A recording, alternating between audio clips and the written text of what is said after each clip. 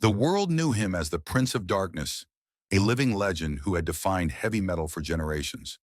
But behind the thundering guitars, the bat-biting headlines, and the endless chaos that trailed his every step, Ozzy Osbourne was just a man, frail, mortal, and quietly staring at the end of his journey. In the final weeks of his life, as his health declined beyond repair, Ozzy made a request that stunned even Sharon, the woman who had stood by him for more than 4 decades. It wasn't a request for fame, money, or one more record. It wasn't even for comfort. It was something simpler and infinitely more heartbreaking. Ozzy did not want to leave this world as a patient confined to silence and medical charts. He wanted to be remembered as he had always been, a true artist, and for that he needed Sharon to help him make one last stand. At first, Sharon couldn't believe it. How could a man who had been bedridden, battling Parkinson's, surgeries, and years of pain, imagine returning to the stage? How could someone so physically broken even dream of a farewell concert? But Ozzy was not asking as a patient. He was asking as a husband, as a father, and as an artist desperate to close his story on his own terms. Behind closed doors, away from their children, away from the media, Sharon listened as Ozzy whispered his final wish. He wanted to return to Birmingham, the city that had birthed both his hardships and his music, the place where Black Sabbath rehearsed in dimly lit rooms before the world ever knew their names. The streets of Aston, where a poor boy named John Michael Osborne once dreamed of escaping poverty through sound. For Ozzy, Birmingham wasn't just home, it was the beginning, and it had to be the end. Sharon felt the weight of it immediately. This wasn't a fantasy, it was a command wrapped in vulnerability. If she could make it happen, it would be the greatest gift she had ever given him. If she couldn't, she feared she would betray not just her husband, but his entire legacy. Ozzy's health was crumbling quickly. He had endured falls, near-fatal accidents, tremors that robbed him of control, and hospitalizations that seemed endless. Yet when he spoke of Birmingham, his eyes carried a spark Sharon had not seen in years. It was as if, for a brief moment, the boy from Aston was alive again, demanding just one more chance to sing. She knew this wasn't about the music industry. It wasn't about fame. It was about dignity. Ozzy wanted to say farewell in the only language he truly understood, through music, surrounded by fans who had followed him from chaos to glory. And so, Sharon made her choice. She would keep his wish a secret. Not even their children would know until the plan was complete. It would be her mission, her burden, and her final act of love, to return her husband to the stage one last time. In those quiet evenings, as Ozzy drifted in and out of sleep, Sharon began making calls to promoters, to venues, to old friends. Every conversation carried urgency because no one knew how long he truly had left. And though Sharon had faced decades of storms, scandals, relapses, near divorce, and the crushing pressure of fame, nothing compared to this. This was not about saving a career. This was about saving a memory. The world saw Ozzy Osbourne as immortal, untouchable, a figure who had survived every excess and every curse. But Sharon knew the truth. Time was running out. And if she didn't act quickly, Ozzy's final wish would die before it ever had the chance to live. And so began the race against time. A race to deliver a farewell worthy of a man who had already defied death more times than anyone could count. A race to give the Prince of Darkness his final throne, back where it all began. But no one, not even Sharon, could have predicted what that farewell would look like, or how deeply it would shake the world when the curtain finally fell. When Ozzy first spoke of his wish, Sharon thought it might have been a passing thought, an old man dreaming of a home he hadn't seen in decades. But as the days wore on, it became clear that this wasn't nostalgia. It was a demand from his very soul. Birmingham was not just another city on a map. It was where everything began, where four young men, Ozzy Osbourne, Tony Iommi, Geezer Butler, and Bill Ward, turned working-class grit into a sound that would change music forever. For Ozzy, the idea of ending his life anywhere else felt incomplete, like leaving a song unfinished. Yet fulfilling that dream was nearly impossible. His doctors warned Sharon that he could barely handle daily routines, let alone a global stage. His tremors were worsening, his energy fading, and every moment carried the risk of collapse. Still, Sharon knew her husband better than anyone. If he died without setting foot on stage again, it would haunt him and her for eternity. So she began to plan, quietly, secretly, without telling the children, the press, or even close friends. Every step was shrouded in silence. The world would only know when it was too late to stop it. She started with a venue. Villa Park, a stadium in Birmingham, not far from where Sabbath first rehearsed in smoky rooms, felt perfect. It was more than a stage. It was holy ground. Sharon reached out to promoters, leveraging every connection built over decades in the industry. The response was overwhelming. Everyone wanted to be part of Ozzy's farewell. Next came the lineup: Metallica, Guns N' Roses, Slayer, Pantera, Anthrax, names that owed part of their careers to the path Sabbath had forged. They didn't hesitate. For many of them, sharing a stage with Ozzy one last time wasn't a gig. It was a pilgrimage. But Sharon didn't stop there. She wanted more than a concert. She wanted a spectacle, something that would etch itself into history.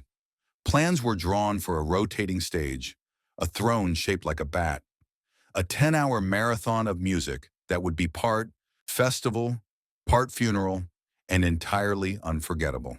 And all the while, Sharon kept it from Ozzy's children. Not because she didn't trust them, but because she knew the risk.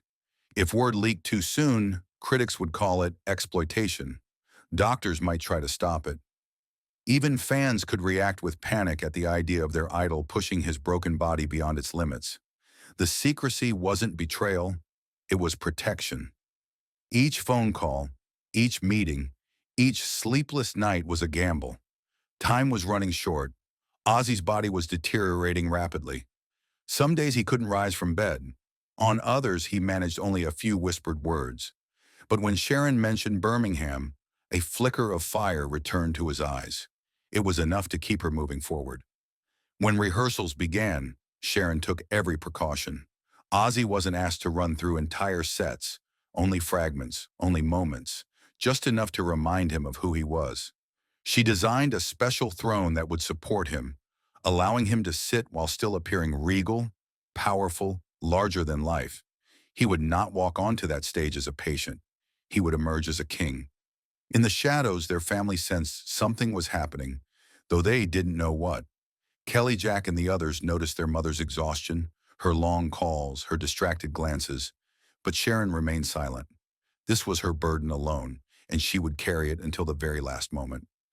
And then came the date, July 5th, 2025, the day Birmingham would once again belong to its most infamous son. Sharon had done the impossible. She had arranged a farewell not just for a musician, but for a movement, a myth, a man who had clawed his way from Aston's poverty into the pantheon of music gods. But even as the posters were printed, the stages erected, and the lineup locked in, Sharon was haunted by a single question. Would Ozzy survive long enough to see it? Or would the dream collapse into another tragedy? One more heartbreak in a life already filled with them? No one knew, not even Sharon. But she had made her promise. And come what may, Birmingham would hear Ozzy Osbourne roar one last time. On the evening of July 5th, 2025, Birmingham was transformed.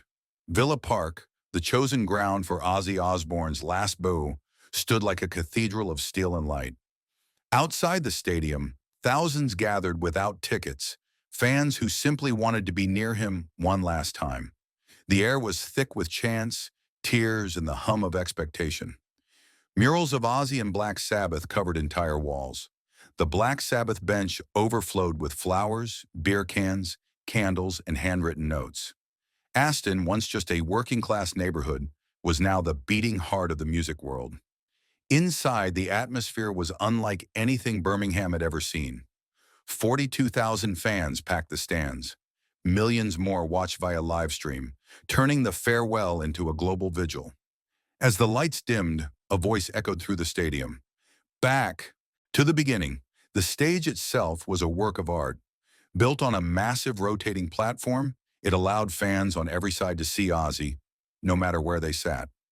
Above it, a towering bat-wing structure stretched across the rigging, glowing crimson under the floodlights. It wasn't a stage. It was a throne room. And then, as the crowd's roar reached deafening levels, it happened. The bat-shaped throne slowly rose from beneath the platform.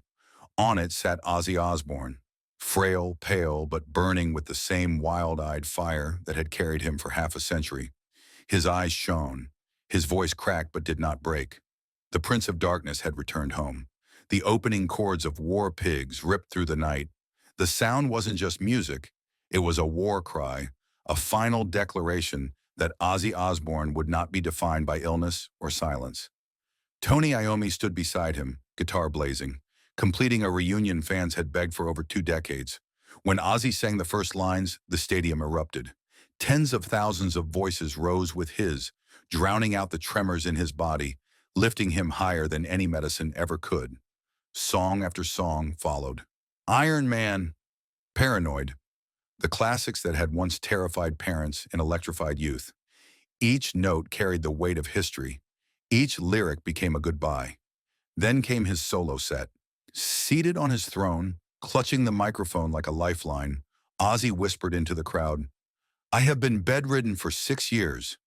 You cannot imagine how I feel tonight. Thank you from the bottom of my heart." The words broke the audience. Tears streamed down faces hardened by decades of rock. For one night, Birmingham wasn't just hearing music.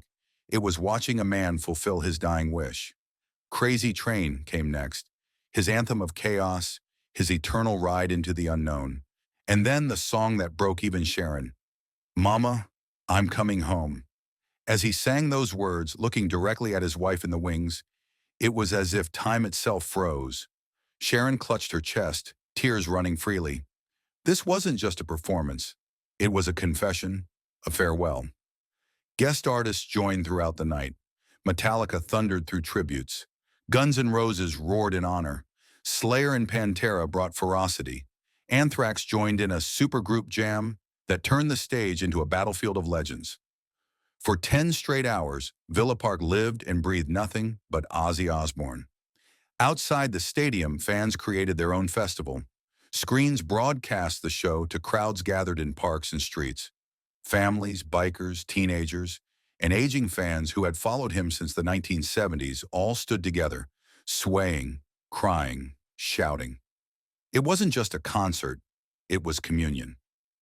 By the time the final fireworks lit up the Birmingham sky, more than $190 million had been raised for charity. The sheer scale of the event went beyond music. It was legacy made flesh, memory made eternal.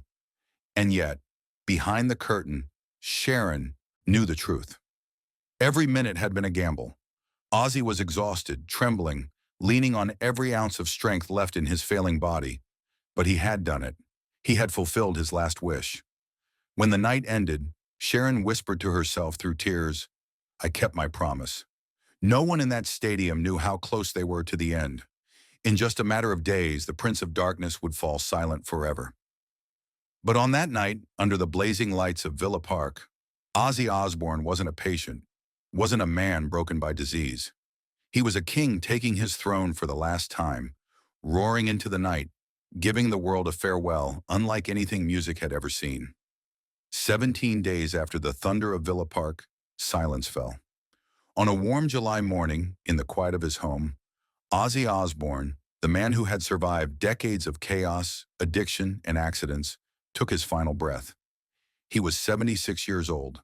Sharon was by his side. Their children surrounded him. The Prince of Darkness, who had once seemed immortal, had finally slipped away. The announcement came swiftly but sparingly. A brief statement, heavy with grief, was released to the world. He left us in the embrace of family and love. We ask everyone to respect our privacy at this time. There were no theatrics, no long explanation, just the truth. Ozzy was gone. The news spread like wildfire across the globe. Within minutes, social media flooded with tributes.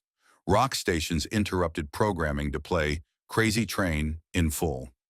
Fans in Birmingham gathered at the Black Sabbath bench, bringing flowers, candles, and beer bottles. Some wept openly. Others sat in silence, as if waiting for the sound of his voice to return. Inside the Osbourne home, the grief was immeasurable. Sharon, who had orchestrated his triumphant farewell just weeks earlier, now faced the unbearable reality of life without the man she had dedicated everything to. Kelly, Jack, Amy, Jessica, and Louie each mourned privately, shielding themselves from the cameras they knew would swarm.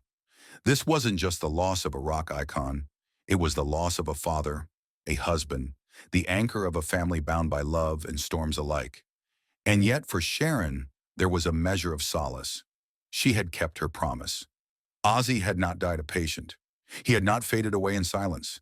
He had left the world as an artist, standing on stage in his hometown, singing to the people who had carried him from Aston streets to global glory. Still, the weight was crushing. The Villa Park concert had been a gamble against time, and she had won only a few days. Now that victory felt bittersweet. The music world responded with shock and reverence. Tony Iommi, Ozzy's closest friend and bandmate, wrote simply, "I cannot believe it. My closest friend is gone." Just weeks after the show at Villa Park, Elton John called him a true legend, a trailblazer forever standing among the gods of rock. Gene Simmons declared, "There will never be another Ozzy younger artist like Youngblood offered heartfelt words. He will be present in every note I sing, every time I step on stage." Robert Plant, another son of Birmingham, spoke for many, "The journey has closed. Fly high, finally at peace. You truly changed the planet of rock." The tributes poured in endlessly, from heavy metal titans to pop stars, from aging fans who had followed him since 1970 to teenagers who discovered him on playlists and TikTok. The reaction was the same. Disbelief, sorrow, gratitude. In Birmingham, mourning took on a sacred dimension. Crowds filled the streets, treating the city itself as a shrine. The massive mural painted for the farewell concert became a pilgrimage site. Fans traveled from across Europe, Latin America, and Asia just to stand before it, to leave notes, to whisper thank yous into the night air. At the Birmingham Museum, the condolence book in the Working Class Hero exhibition grew thicker by the hour. Page after page filled with messages of love, memories of concerts, and words of comfort for Sharon and the family. Meanwhile, fans worldwide staged their own tributes. In Los Angeles, candles lined the Hollywood Walk of Fame, star bearing his name. In Tokyo, fans gathered at clubs to blast Black Sabbath records until dawn. In Brazil, entire stadiums lit up with his face projected on screens, while crowds screamed, "Ozzy! Ozzy! Ozzy!" as if he might still appear. For the Osbourne family, the attention was both comforting and overwhelming. Sharon retreated from the cameras, refusing interviews, shielding her children. Kelly appeared briefly on social media, thanking fans for their kindness. Jack, known for his documentaries and behind-the-scenes work, quietly began gathering footage for what would become part of his father's enduring legacy. But at home, away from the tributes and the headlines, grief lingered like a shadow. Sharon walked the halls alone, surrounded by decades of memories. Every award, every photograph, every guitar case carried the echo of a man who could never be replaced. The irony was not lost on her. She had given Ozzy the ending he wanted, only to be left with the beginning of her own heartbreak. For fans, Ozzy's death was the closing of a chapter. For Sharon, it was the loss of her life partner, her greatest challenge, and her most enduring love. And yet, as the dust of grief settled, one truth became undeniable. Ozzy Osbourne's farewell had not been the end. It was the spark of something larger, a legacy that would only grow louder in the silence he left behind. When the news of Ozzy Osbourne's death settled into the public consciousness, something remarkable happened. The grief didn't stay confined to Birmingham or even the United Kingdom. It erupted across continents, binding generations of fans and musicians in a collective mourning that felt less like the loss of one man and more like the death of an era. In Birmingham, the city transformed into a living memorial. Streets filled with fans carrying flowers, candles, beer cans, and hand-painted signs. At the Black Sabbath bridge, people gathered day and night, leaving tributes until the stone itself disappeared under a blanket of offerings. The Black Sabbath bench, already a landmark, became impossible to approach without wading through crowds of mourners, whispering songs under their breath. The massive mural painted for his farewell concert became something greater than art. It was a pilgrimage site. Fans touched the wall as if it carried his spirit, leaving lipstick marks, guitar picks, and personal notes taped to the bricks. Some traveled across Europe to be there. Others flew in from Latin America and Asia. It wasn't just grief, it was devotion. Meanwhile, the Birmingham Museum expanded its working-class hero exhibition. The condolence book grew heavier by the day, pages crammed with scrawled messages. Thank you for the music. You saved my life when nothing else could. Rest easy, Prince of Darkness. Some fans confessed that Ozzy's music had carried them through addiction, depression, or even suicide attempts. Others recalled concerts where they met lifelong friends. The exhibition no longer felt like a gallery, it became a sacred ledger of memories. But the tributes weren't limited to Birmingham. Across the Atlantic, Los Angeles lit up the Hollywood Walk of Fame star that bore his name. Fans gathered in the hundreds, singing "Crazy Train" in unison, their voices cracking under the weight of sorrow.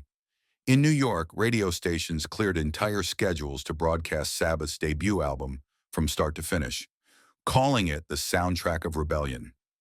In South America, where heavy metal fandom runs deep, the response bordered on seismic. In São Paulo and Buenos Aires, stadiums projected Ozzy's face on giant screens, while tens of thousands filled the stands to chant his name.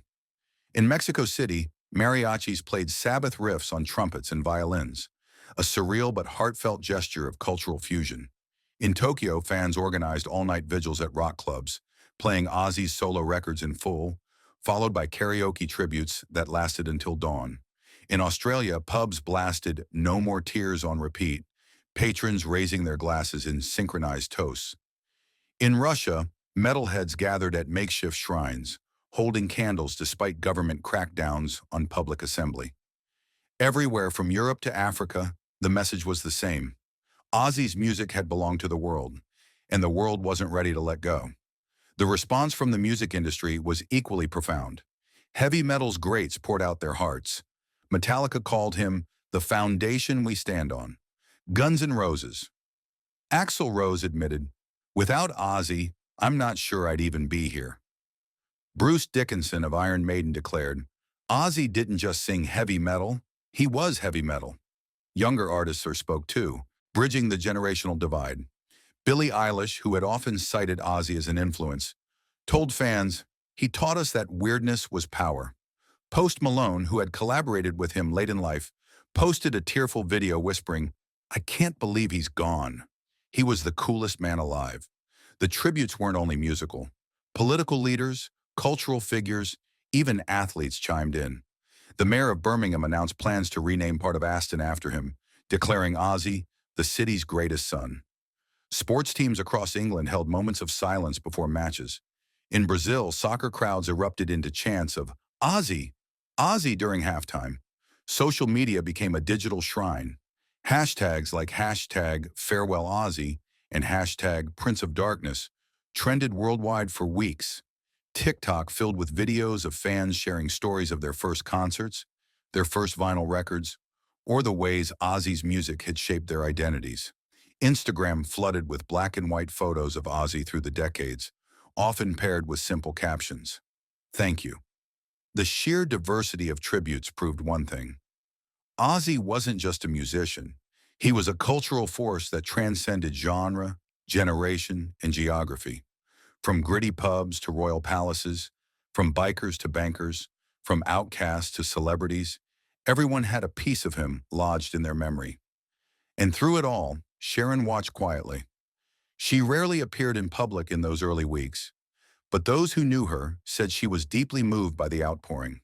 For all the pain of losing her husband, she understood that his life had meant something far larger than either of them could have imagined. For Birmingham, for the music world, and for millions of fans, Ozzy's death was not the end of a career. It was the passing of a torch, a reminder that his voice, his madness, and his music would echo long after the man himself had gone. The tributes continued to mount, but one question lingered in every fan's heart. What exactly would his legacy look like now that the Prince of Darkness had taken his final bow? To understand why the world mourned so deeply, one must return to the beginning, long before the lights of Villa Park, long before the chaos of fame. Ozzy Osbourne was born John Michael Osbourne in Aston, Birmingham, in 1948. His childhood was marked by scarcity, struggle, and scars that would shape him forever. He grew up in a cramped working-class home where hunger was common and opportunity was rare. He later admitted that his school years were brutal, marked by dyslexia, ridicule, and beatings that left him with little hope for the future. Yet music offered him an escape.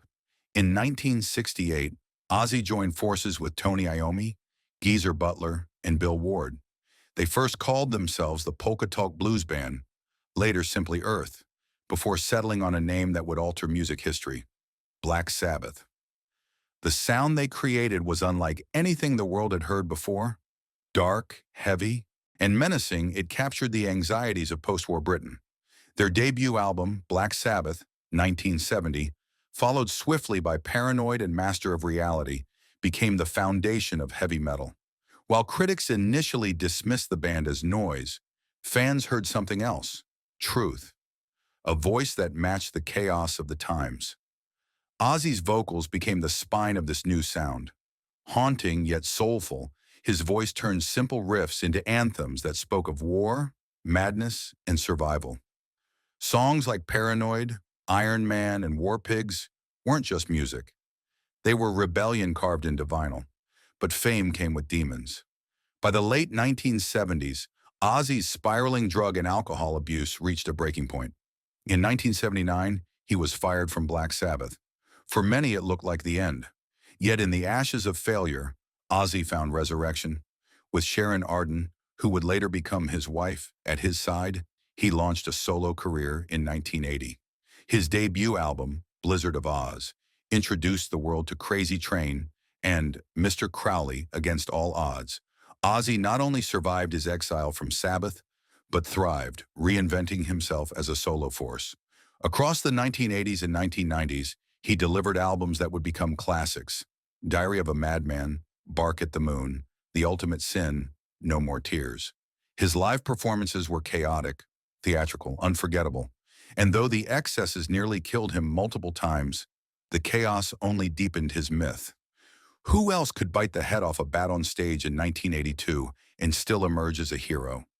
Who else could stumble through addiction, scandals, and near-death experiences, yet return again and again with renewed force? By the 2000s, Ozzy had become something larger than music. The reality show The Osbournes turned his eccentric family into pop culture icons. The show revealed another side of the Prince of Darkness: funny, vulnerable, strangely wholesome in his chaos. Millions who had never listened to heavy metal suddenly knew Ozzy as the swearing dad fumbling through domestic life. It won an Emmy. It redefined what a rock star family could look like. Even as Parkinson's disease and accidents began to erode his health, Ozzy kept working. He recorded new music well into his 70s, including Ordinary Man, 2020, and Patient Number 9, 2022, earning Grammy wins in the process. In total, he sold over 100 million records worldwide, released 13 solo albums, and cemented himself in both the Rock and Roll Hall of Fame and the Hollywood Walk of Fame. Yet numbers alone cannot capture what Ozzy Osbourne represented. To fans, he was proof that broken people could still rise, that scars, addictions, and mistakes didn't erase greatness. His declaration, "I want to be remembered as a true artist, not as someone seeking pity," wasn't just a wish, it was a creed. Ozzy's career was not clean, not polished, not without shame. But that was the point. He embodied the contradictions of rock: destruction and creation, chaos, and brilliance, humor, and horror. He was the dark mirror held up to society, reminding us all that beauty often comes from brokenness. And in the end, that is why his legacy endures. From Aston's gray streets to sold-out stadiums, from failure to resurrection, Ozzy Osbourne didn't just perform heavy metal, he became its soul. When he took the stage at Villa Park for the last time, it wasn't merely a concert.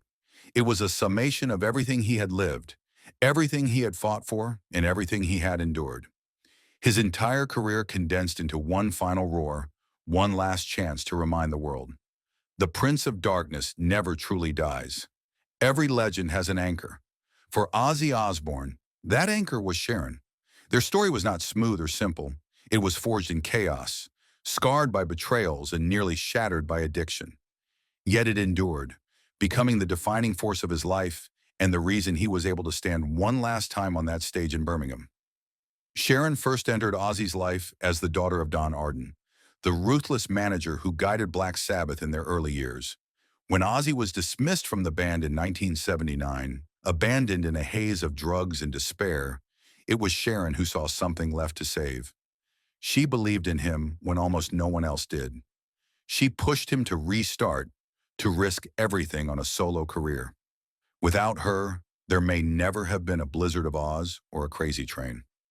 By 1982, they were married.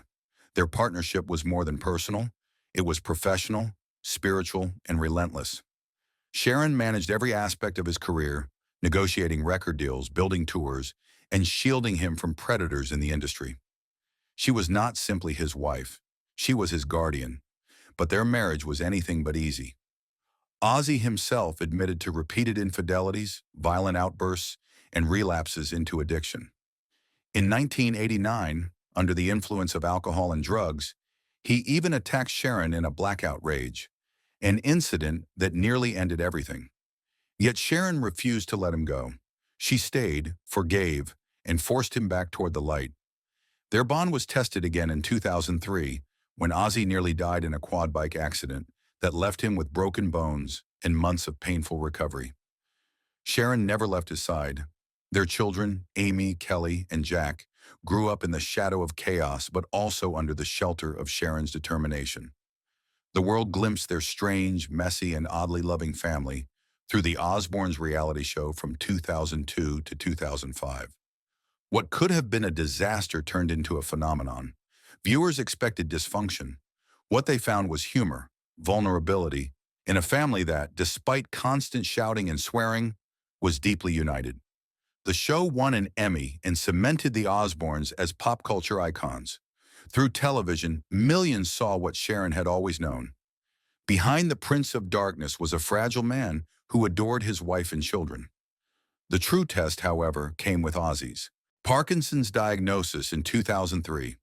For 2 decades, Sharon shouldered the invisible burden of watching her husband decline.